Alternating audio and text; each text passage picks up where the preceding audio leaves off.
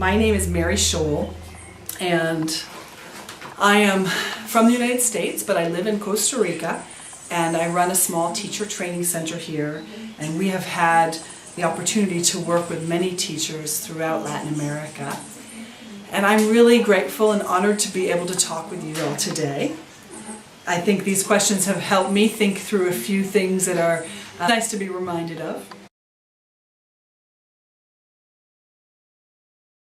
I originally started out as a Spanish teacher. I taught Spanish in an elementary school in rural North Carolina for 2 years. I taught 300 children a day.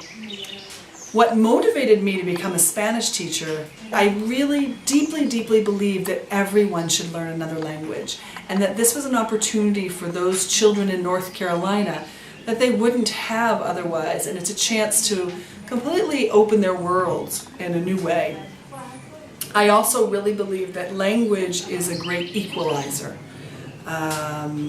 Some children who were maybe not so good at math or not good at social studies, in this context, everybody was starting at the same place and everybody had a chance to learn in an equal way. And I thought that was pretty exciting. I wanted my students to have the chance to succeed in language learning. I became an English teacher after going to graduate school. I went to graduate school to do a master's in teaching Spanish, and I thought, I'll just add English on. And I had no idea that teaching English would become the main focus of my professional life. I taught English for 8 years at a university in Japan, and also in a language school. And then I worked in Brazil for a couple of years on a teacher training project with English teachers. And now I've been in Costa Rica for about 12 years working with English teachers throughout Latin America. And the reason I stayed an English teacher and a teacher trainer is because I see so many amazing teachers working so hard, planting so many seeds that are so important for our students. I think all students deserve the chance to have a dynamic, creative, and loving learning experience. And if I can help teachers create that experience for their students, I feel like I'll have done something useful in this lifetime. There's 4 main things I want to share with you today. The first one is I work with what's happening in the classroom. I notice when I feel uncomfortable or uneasy or upset, and I try to figure out those puzzles. What was going on? How can I make learning more exciting, more dynamic, more engaging, clearer for my students? When things go well, I think about, why did it go well? So the first place I start to learn is right there in the classroom with my students. Caleb Gattegno has an awesome quote. He says, the students learn the language, the teachers learn the students. So I think it's a beautiful way, it's a beautiful vision or paradigm for understanding what we do in the classroom. My job is to be a learner. Another thing I like to do once I have a puzzle, I love to read. So I love to read books, I love to read articles, I like to read online and Google things. There's a lot of amazing resources out there, and I think just by reading them and considering them, it's a fantastic way to learn. The third thing I really like to do is to talk with people. I love conversations and dialogues about things. I never know where we're going to end up and what new ideas will come. But so many of the ideas that I've put into my practice and teaching have come from unexpected conversations and dialogues. The fourth thing I like to do to really learn is to ask my students directly for feedback. I think getting feedback from students, for me it's been, whether it's daily or weekly, and over time when I train my students to give feedback, that's where I often learn the most. Sometimes an activity that I think went really well, I get feedback saying it was boring and not fun. And an activity that I thought was really boring, a student tells me they loved it and it was really engaging. So I cannot really know what's happening with my students until I ask them for feedback. So those are the 4 things that I like to do to learn professionally. Is myself, I'm a learner in the classroom.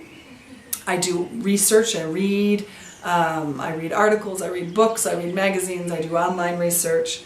I have dialogues and conversations with friends, and I ask my students for feedback. Of course, I think going to conferences, going to, if you're able to actually study to get a good degree, taking courses, I think all that is fantastic and it's great as well. Mostly I use the questions that come out of my classroom. I will dialogue with people and do research, sort of like what I talked to you about before. I'll look online and I can give you a list of websites that I have found really useful. And the biggest piece for me though really is talking with people, dialogue, professional dialogue. And I think that that's something that is wonderful about conferences, when you can come together with people and actually talk about what's happening in their classroom, share what's happening in my classroom, and learn together and think together through that. So my advice for teachers of what we could do to grow professionally comes out of my own experience. 4 things that I would suggest. The first one is learn as much as possible about learning and language learning, and then watch your students. Learn with your students. Be a really avid learner in the classroom to learn about your students' learning. Number 2, read, research, question. There's so many resources out there. It's easy to get overwhelmed, but I would say do your research, read, stay up to date with, choose a couple of blogs that you might enjoy reading about. Number 3, teach what you're trying to learn. I think that's one of the most powerful ways that we can learn. It forces us to learn. Either you could make small groups with your colleagues in your school or in your town, get together, have dialogues, share with them what you're trying to learn, try out new activities. You also could teach by writing a blog about what you're trying to learn. And there's some great blogs out there as models of teachers sharing what they're learning in the classroom. But if we teach what we're trying to learn, I think we'll learn it not only better and deeper, but you learn it from a different angle and in a different way. The 4th piece of advice is actually a request.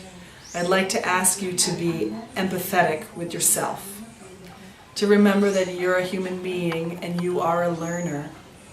And it's important to be gentle with ourselves as teachers, to support our own learning so that we can be present to support our students' learning.